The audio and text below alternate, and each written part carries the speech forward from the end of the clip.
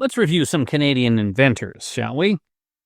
A Canadian invented kerosene, which was literally the first mass-market use for petroleum.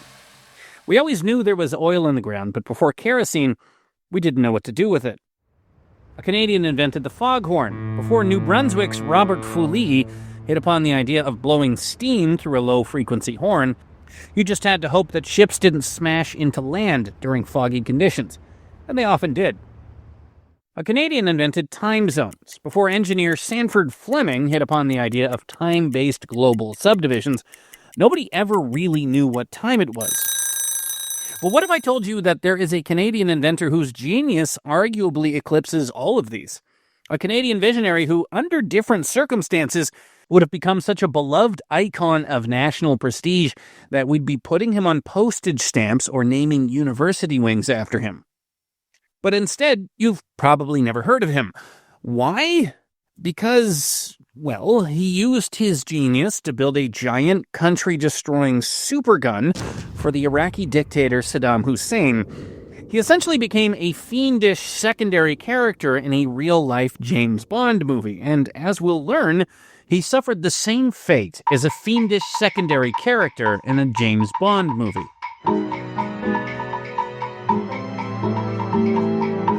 I'm Tristan Hopper, host of Canada Did What?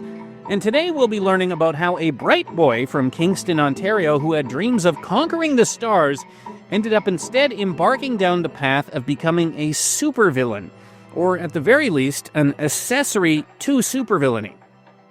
It's a story that involves secret space cannons, shadowy assassinations, international arms smuggling, and cameo appearances from all the most famous evil governments from the late 20th century. Apartheid South Africa, Ba'athist Iraq, Islamist Iran.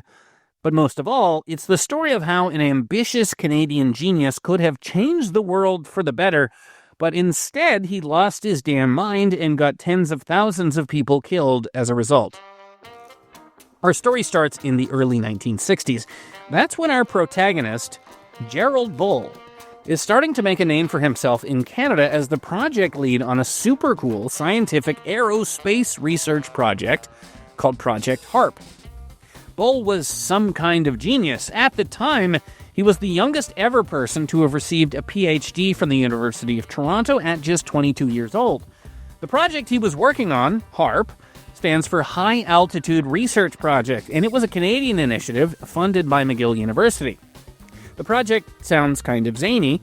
The idea was to build a giant gun in Barbados in the Caribbean and see how high they could shoot stuff out of it. Nobody had really done this before. Until then, the whole point of giant guns was to kill people who are very far away from you. How high the projectile travels before doing the killing was just incidental. But this wasn't about weapons or death at all. It was truly meant to be just a science project, because it turns out there are plenty of beneficial applications to building giant guns. If you can fire artillery shells into the upper atmosphere, you've suddenly got a cheap way to do everything from predicting the weather to studying the aurora borealis. And presumably for space travel, you could also reach orbit for a fraction of the cost that it takes to leave the atmosphere in a self-propelled rocket. Bull designed artillery shells specifically designed to fly as high as possible. And you know what he called them? Martlets, because martlets are the cute little birds on the McGill University logo. Here's a model of the Martlet space shell fired recently in Barbados as part of Canada's McGill University high-altitude research program. In 1966, a martlet launched from the HARP gun broke the altitude record for an artillery projectile, reaching an altitude of 180 kilometers, well beyond the boundary of space. This project made Gerald Bull a bit of a scientific hero, sort of like a Canadian version of Wernher von Braun, who led America's rocket program. At the time, you had newspapers patriotically declaring that with Bull as our guide, there would be a Canadian-designed and Canadian-launched satellite in orbit by 1967, our centennial year. This was Gerald Bull at his best, a brilliant Canadian patriot and dedicated scientist boldly expanding the frontiers of human understanding. And it's time to introduce our guest, James Adams, a biographer of Gerald Bull. He's also had an extensive career in U.S. intelligence, so when we ask him questions about spycraft, he's speaking from experience. If you look at the characteristics of the visionary entrepreneur, which I think he definitely was, they tend to have the grand vision. He definitely had that. They tend to be obsessive. He was definitely that. He tends to be a very difficult person to deal with. He suffered fools not gladly at all, and that's also common. And I think in the era that he was dealing with, which was the 80s, the 70s, 80s, that period, it was before much of the gold rush that we've seen since then. The venture capital world was really just getting going. The appetite for very big gambles, risk-taking. And so if you look at Elon Musk, fits into all the characteristics I've just outlined. Jeff Bezos at Amazon, ditto. You take Sam Altman today in Anthropic, OpenAI, all of those things, they were, you could see Gerry Bull fitting into some of those. But the fact of the matter was his visionary ideas for space were before their time.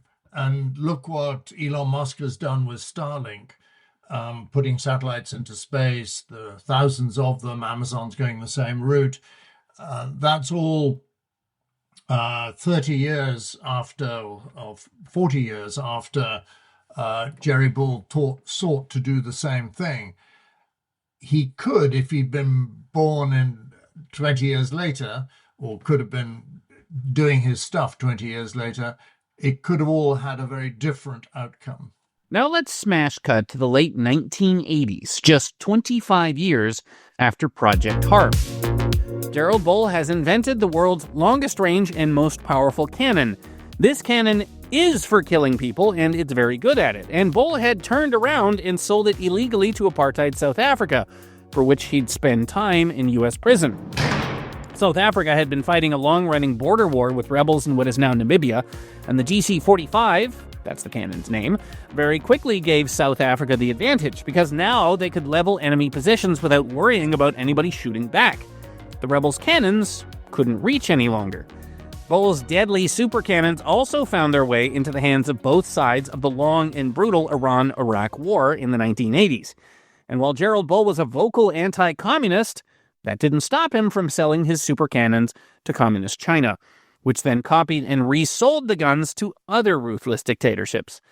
If you were to estimate how many people died violent deaths because of something that Gerald Bull invented, you're probably looking at the thousands, if not tens of thousands of deaths. Oh, and as mentioned, he was really close with Iraqi dictator Saddam Hussein. And at the time of Bull's mysterious and untimely death in 1990, more on that later, he was building for Saddam Hussein the largest gun ever in history. This is the point in the story where it might be tempting for us to disown Gerald Bull's Canadianness. Maybe we wish he was one of those guys who was born in Canada but moved abroad at an early age, and all his formative years were spent in one of those sinister countries that produce amoral arms dealers. But no, Bull was extremely Canadian, cartoonishly so, in fact. Here's how his story began. He grew up on a southeastern Ontario apple orchard overlooking the St. Lawrence River. He was bilingual. His grandfather was a French-Canadian gold prospector who lived with the Algonquin people. His dad had been a candidate in the 1923 Ontario provincial election. His family tree was full of United Empire loyalists who had resisted the American Revolution. His education was 100% Canadian universities, Queen's University and the University of Toronto. And he got his engineering training in the not insubstantial Canadian military-industrial complex of the late 1940s and 1950s. This was an era in which Canada still built its own warplanes and armaments, So for an up-and-coming engineer, especially a clearly gifted one, there were plenty of opportunities to play with wind tunnels or experimental rockets. One of Bull's first engineering jobs was as a research scientist on Project Velvet Glove, a Canadian project to design missiles for airplanes to shoot down other airplanes. The post-war era was a very optimistic time for Canada, and Gerald Bull had barely hit adulthood before he was being held up as the pinnacle of what this country could achieve. While he was still in his 20s, Maclean's magazine featured him in a photo essay titled Jerry Bull, Boy Rocket Scientist. Bull's life mission, the dream that followed him throughout his entire professional career, was that if you could build a big enough gun, you could colonize space. He conceived of it during his research for Velvet Glove, the airplane missile program. To save money on wind tunnels used to test the missiles, he just fired model rockets out of a large gun to test their aerodynamics. And he figured, if he was already firing around model rockets, why not real rockets, like the space rockets that were being launched by NASA? The idea wasn't crazy. After all, instead of using a huge fuel-powered engine to get missiles or rockets into space, you could just take a really small missile, shoot it really high in the air with a gun, and then would only need a little bit of fuel to complete its journey further out. If you look at the one factor that's most held back space exploration over the past 6 decades, it's cost. The blunt, inescapable expense of taking something that's on the Earth and forcing it with a raw, fiery, and intense power through a thick atmosphere against the weight of so much gravity trying to force it back down to Earth for miles and miles until it finally breaks free. During the space shuttle era, putting things into space cost about $30,000 per pound. Bull figured that with space guns, you could get that as low as $5,000 per pound. You can't launch astronauts in a space gun. The violence of the initial shot would kill them. But you could presumably launch, well, other stuff, like satellites. You could pack them into a special artillery shell, shoot them at the sky, and they won't come down. From there, they begin their orbit around the Earth. If Bull had figured it out, it would have radically transformed space technology right from the get-go. The best estimates at the time were that Bull's technology would yield satellite launches that would be at least 10 times cheaper than with rockets. If he'd been given a solid few years to figure out his orbit gun, it's possible he would have given the world relatively dirt-cheap satellites as early as the late 1960s. Satellite imaging, GPS, satellite telecommunications, we might have had all of them hitting the market decades ahead of when they actually became feasible. And we would be decades ahead in terms of technological development by now. This was the goal of the HARP project, founded by Bull in 1961. Get to space not with fuel-powered rockets, but through a side door, so to speak, and to possibly allow Canada to claim its own niche corner of the space race. The US and Russians could claim all the more glamorous prizes, first man in space, first orbit, first moon landing, first spacewalk, but Canada would be who you'd call when you wanted to get a lot of cargo into the sky for pennies on the dollar. The HARP project got funding from the Canadian and American governments, but it really was about as inexpensive as space research gets. The tests were all done with surplus U.S. Navy guns bolted together. The rocket casings were made out of cheap wound fiberglass, and the rockets were sailing higher and higher with each launch. They'd successfully done 2-stage rockets, and the thinking was that if they could just get it up to 3 stages, they'd have something capable of getting a payload into orbit. But then, in 1967, Project HARP loses its funding. The Americans, who had been partly funding it, were getting pretty good at launching missiles the conventional way, so they decided they didn't need space guns. The Canadians reportedly backed out because they don't like the optics of building giant guns with the U.S. military during the Vietnam War. You've probably heard about another famed Canadian cancellation from around this era. The Avro Arrow, an extremely fast Canadian-designed attack plane, had its funding pulled in 1959, just as the first Arrows were being sent out in test flights. The plane was obsolete and a bit of a boondoggle, but the argument is that by cancelling the Avro Arrow, Canada put thousands of its brightest aviation minds out of a job, and they all ended up going south and contributing to U.S. aerospace advancements instead of Canadian ones. Well, you could make a similar argument about Project HARP, except instead of causing a bunch of Canadian geniuses to flee south to design planes for the Americans, you caused one very particular Canadian genius, one Gerald Bull, to go nuts and become a notorious international arms dealer. because that is indeed where this is going, although not all at once. After HARP was cancelled, Bull buys a giant plot of land straddling the Quebec-Vermont border to use as a base for his new project. He calls it Space Research Corporation. His plan is to continue the same supergun research privately without any meddling bureaucrats to get in his way. More than one biography of Gerald Bull mentions how much this resembles something a James Bond villain would do. Do you expect me to talk? No, Mr. Bond, I expect you to die. He's got a clandestine, mountainous lair bristling with experimental artillery and straddling two countries. And in it, you have a brilliant Canadian engineer who does nothing all day except think about how to build giant guns. And for that, he needs to find money. And this is where Bull's descent into darkness truly begins. At first, Space Research Corporation is just another arms dealer. It fills some US and Israeli contracts for artillery shells. But then comes Bull's invention of the GC-45. That stands for Gun Canadian 45 caliber. It's the most powerful artillery piece ever made. The technical elements aren't important, but one of them is that he came up with a way to reduce drag, the low-pressure vacuum behind a moving object that slows it down, by shooting pressurized gas from a little canister in the base of the shell being fired. He was able to take existing technology and push it further forward. So what that meant was creating a larger bore delivery system, barrel, creating a vehicle that would carry the barrel and do so at speed, and provide a system that therefore had could be deployed more effectively and had much longer range for the delivery. So instead of being 15 miles, you could actually deliver at 30 or 45 miles.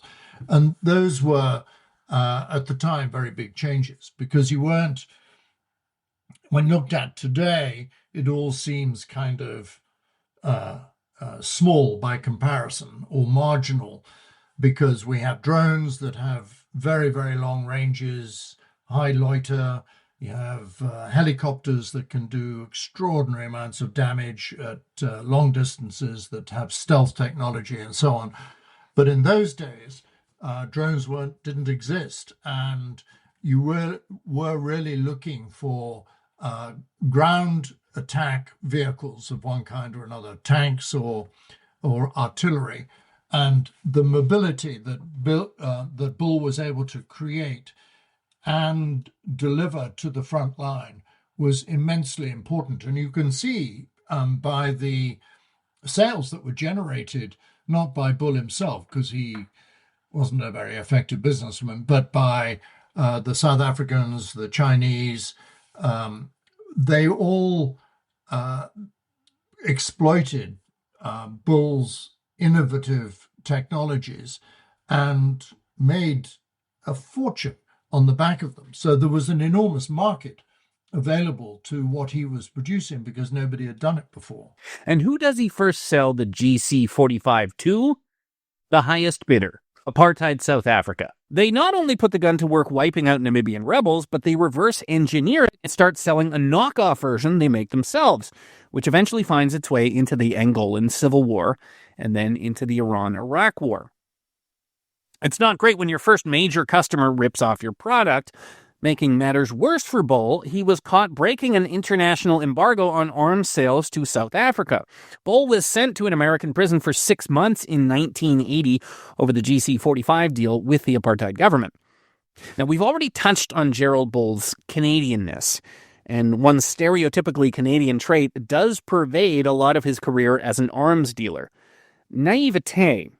Again and again, he does incredibly reckless things, thinking that nothing bad is going to happen to him, or believing assurances from some of the world's worst people. He always wanted to belong somewhere and to something, and didn't find that sense of belonging in Canada.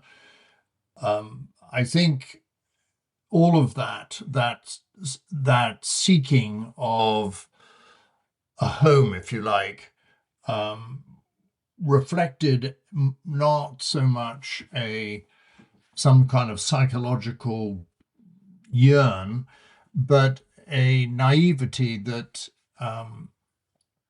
he would be better off over there than over here. And over there was always the next step in the journey. And he was a naive, innocent abroad in many respects. And I think he never found that place he was seeking, and he never found the people that he thought he could trust either. Naivete is actually one of Canada's more dangerous traits from an international security perspective. Canada has lots of both engineering know-how and strategic resources like uranium, oil, and rare earth minerals, and our guilelessness means we have a tendency to get taken advantage of. Like the time that Canada accidentally contributed to the global proliferation of nuclear weapons. In 1974, India set off its first atomic bomb, and it quickly emerged that they'd gotten the nuclear material for that bomb from us. After we helped them build a nuclear research reactor, and we just took their word for it that it was for peaceful purposes only. A similar childlike innocence pervades so much of the Gerald Bull story.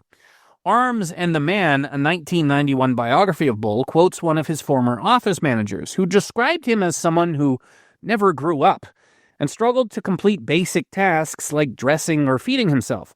Most of the time, he was a little boy lost, looking for his mother, his former manager said. And Bull claimed to be a pacifist, even while he was taking meetings about his supergun with representatives of some of the most aggressive and militaristic regimes of the last 50 years. Here's his wife Mimi from that same biography.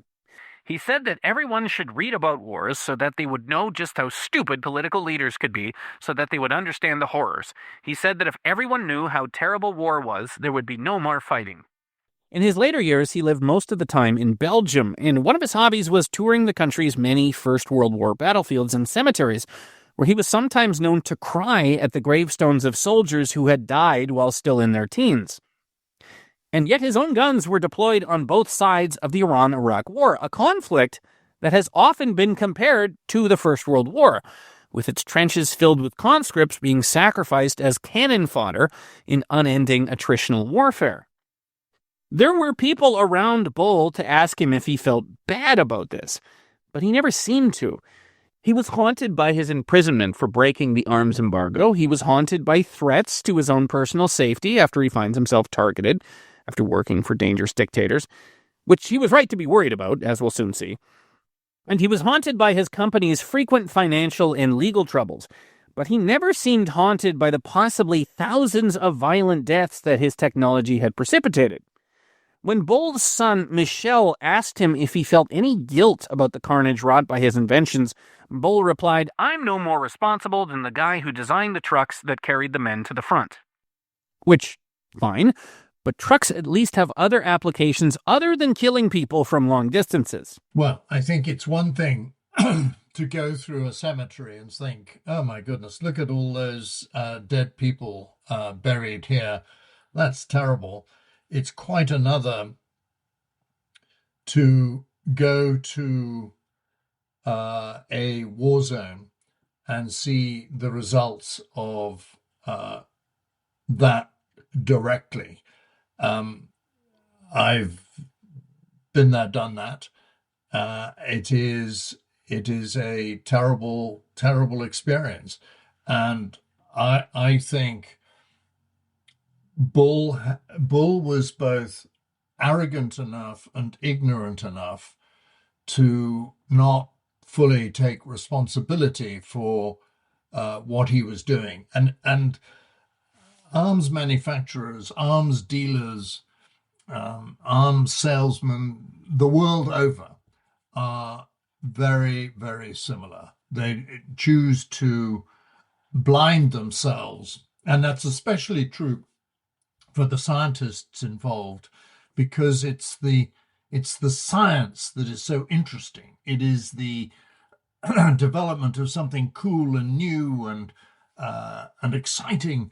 That's what is satisfying, and it's not the end result of the work that takes place in the lab or in the design studio. And And there is always that disconnect because most of the people in the scientific community never see the results of what they're doing, ever. So, and they don't talk to their friends and say, God, you can't believe the dead bodies I saw yesterday or anything. I mean, it just doesn't happen like that. So I don't think he was an aberration in that way at all. In fact, he was the norm. And Bull was more than just a manufacturer. In 1988, he starts getting personally very cozy with officials in Saddam Hussein's Iraq. He's invited by Saddam's son-in-law, Brigadier General Hussein Kamel, who proceeds to treat Bull to luxury everything: first-class seats on Iraqi Airlines, the best rooms at the Al Rashid Hotel. Bull is told that they've been using one of the knockoffs of the GC-45, and they like it. And then, in no uncertain terms, he's told that Iraq is where his dreams of building all the superguns he can devise can finally come true. The story given to Bull is that Saddam is just wrapping up his war with Iran, and now he's embarking on a course of peaceful nation building: highways, shopping malls, airports, and, naturally, a space program. So that's where Bull comes in. Build your supergun, the Iraqis tell him, and together we will conquer the cosmos. But if he believed them, he was being very naive. What the Iraqis wanted was Bull to develop a whole new fleet of self-propelled long-range missiles. They needed his help to build it and to get the parts, sneaking around their own weapons embargoes. And Hussein Kamel is wining and dining Bull at the exact same moment that he's overseeing the development of biological, chemical, and nuclear weapons programs. But if Bull was naive, he also had a chip on his shoulder. He thought he was smarter than everyone else, which was generally true. But his preferred explanation for why his life had been filled with failures and false starts is because he was constantly let down by idiots. Here's an interview of Bull from a documentary broadcast after his death, and just listen to his contempt at his home country for abandoning Project HARP. I would say the Canadian government in the first years of 1950s lived up to everything I had expected. That is, we couldn't be as big as the Americans or get involved in that stuff, but we could be the best in what we're doing, and that was important. It was when the idea of having the best of something dropped into being mediocrity and just doing nothing that's a disheartening thing. So here comes Saddam Hussein's Iraq to tell him, you are underappreciated, Gerald. They don't respect you. And you know what? They don't respect us either. Let's show them together. Bull's dream was that he'd build the Iraqi supergun, soon dubbed Project Babylon, in secret. And then, one morning, the world would wake up to news that right above their heads was history's first object sent into orbit by a gun.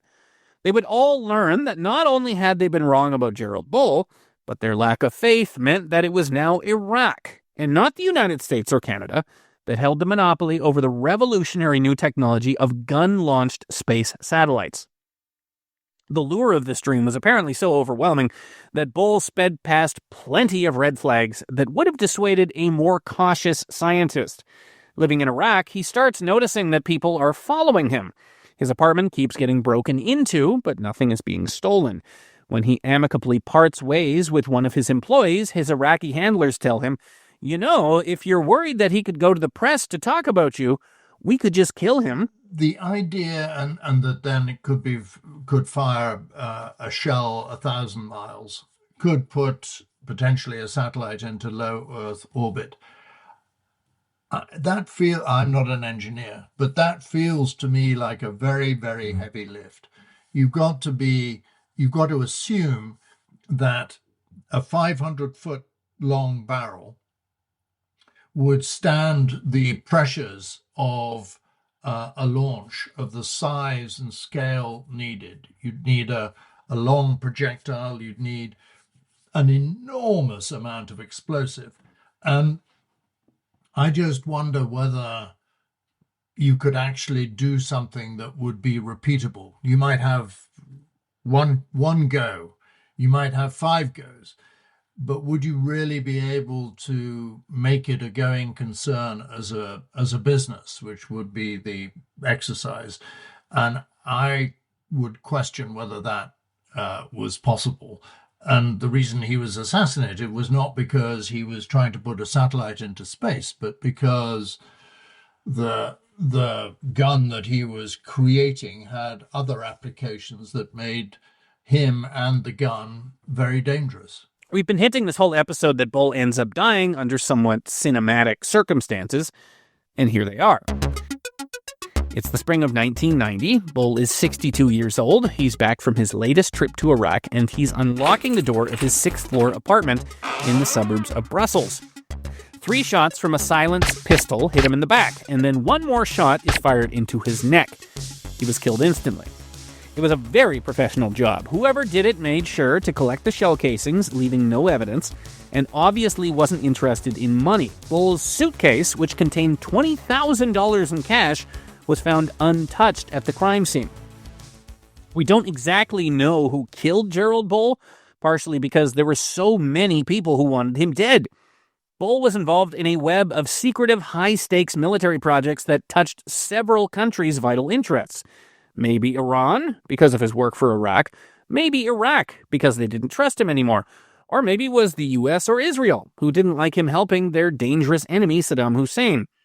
The New York Times even speculated that the British might have done it to stop him from leaking information about their own illegal arms sales to Iraq. Or the Times speculated it might have been Chile, who had been doing some business with Bull that some said had ended badly. But it was probably Israel. Israel is very, very good at international assassinations, and they often look like this. A quick, clean murder in a European capital with no trace of who did it. This particular hit was actually so clean that when neighbors found Gerald Bull's body, they assumed at first he had died of a heart attack. Nobody had even heard the gunshots. Things didn't have to end in such a wretched way for Gerald Bull. I'm going to go back to the start of his career for a moment to read you an excerpt from a 1964 profile of Project HARP. An awestruck reporter sent down to Barbados described Bull and his compatriots as being imbued with a continuing optimism mixed with pride. Nearly every launching breaches a new frontier in the techniques of space exploration, and of all accomplishments there is none so satisfying as that of the pioneer. Just 37 years later, that pioneer lay shot to death in the hallway of a Belgian apartment building, having amassed so many enemies that it's plausible that any number of governments could have pulled the trigger. I have always felt that they saw him coming, whether it be the CIA or various parts of the US defense establishment, the South Africans, the Chinese, whoever. He was the perfect guy. We can offer you a bit of money. Will you do this for us? And just to be asked seems to have been a seductive opportunity for Bull himself. And I think his rage when he was sentenced to jail in America for breaking the arms embargo with South Africa, he could never accept that he'd done anything wrong. His sense of abandonment by the US government and by the CIA, well, come on, what do you expect? And I found that to be he was so much the innocent abroad, never really understanding what was going on, even when his family warned him that, and other friends of his too, would say, you got to watch out. You're playing with the big boys now. And it's all going to be fine and all that. And I this big teddy bear of a guy making all these weapons that were used by bad people to do terrible things. And he never really seemed to understand what was going on. Lots of resentment, lots of anger at bureaucracies, officialdom, the intelligence community, whatever.